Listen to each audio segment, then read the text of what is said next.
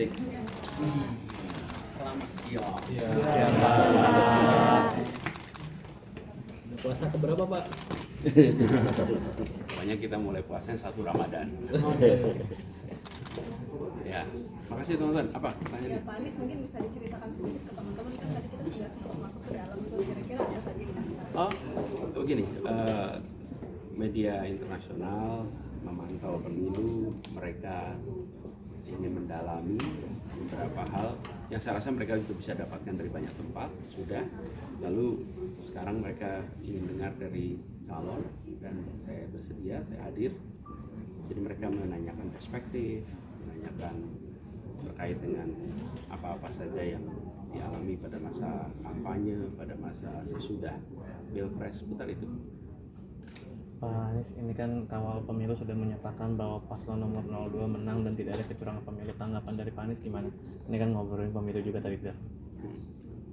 Yang bisa menyampaikan itulah KPU. Kita akan tunggu sampai KPU menyampaikan hasilnya. Kemudian dari situ nanti kita akan respon dan kita hormati badan-badan yang menyelenggarakan pemantauan, mereka mengerjakan pekerjaannya.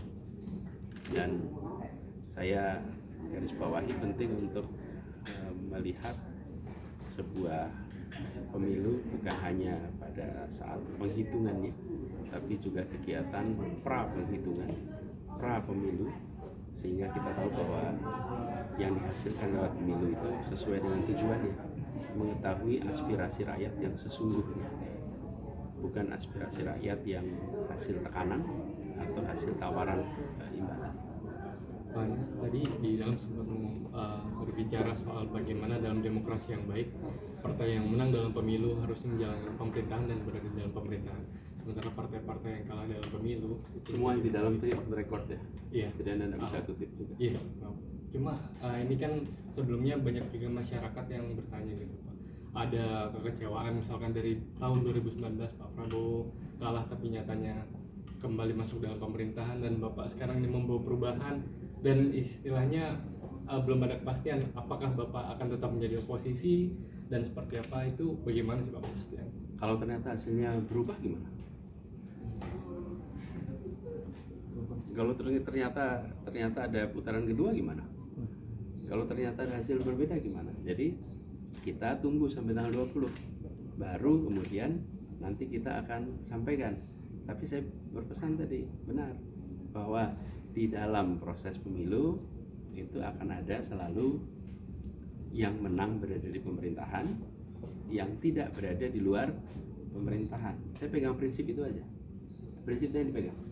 Bila menang berada di dalam pemerintahan, bila tidak menang maka berada di luar pemerintahan, dan dua-duanya sama-sama penting. Saya pernah katakan bukan di debat pertama saya bilang bahwa jangan sampai kita tidak tahan berada di posisi oposisi. Pak Anies, soal wakil ketua umum Nasdem Ahmad Ali yang meminta para partai untuk mundur dari kabinet bagi mereka yang mengajukan hak angket, itu bagaimana Pak Anies? Saya komentarin yang Pilpres saja, itu biar wilayah partai. Pak Anies, ini menyinggung soal RUU DKB yang sedang dibahas. Ada pasal yang menyatakan bahwa nantinya wilayah aglomerasi ini akan dibentuk sebuah dewan, di mana wilayah aglomerasi ini yang sekarang Jabodetabek itu nanti akan dipimpin oleh wakil presiden. Tanggapan Pak Anies bagaimana? Apakah dengan dipimpin dengan wakil presiden maka pembangunan di Jabodetabek ini akan lebih maju? Dan ini sedang bergulir pembahasan soal pasal. Ya.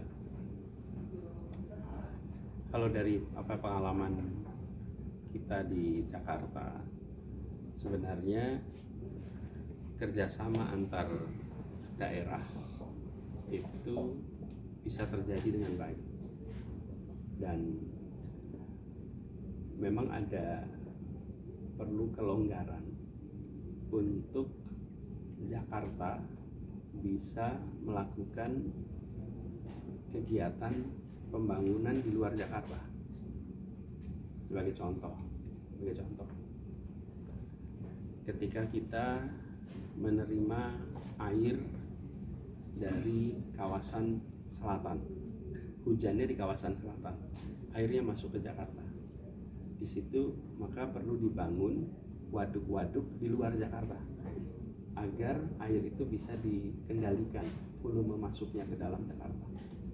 Sebagai gambaran ya, kapasitas sungai kita di Jakarta itu 2.300 meter kubik per detik, itu kapasitas daya tampungnya.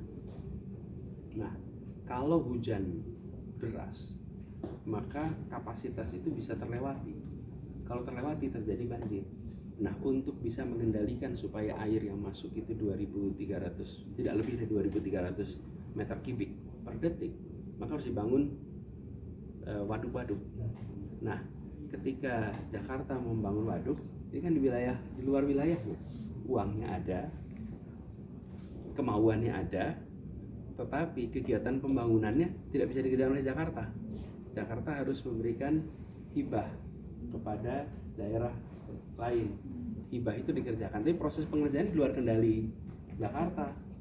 Jadi sebenarnya menurut saya pada fase ini jauh lebih mudah untuk memberikan ruang bagi pemerintah Jakarta untuk melakukan kegiatan di luar wilayah Jakarta.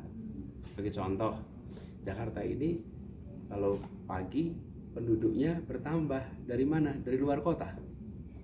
Tapi kalau Jakarta mau membangun terminal untuk Transjakarta di luar wilayah Jakarta, maka yang harus mengerjakan PT. Itu sebabnya kita pakainya PT Transjakarta, supaya bisa membuat kegiatan-kegiatan di luar.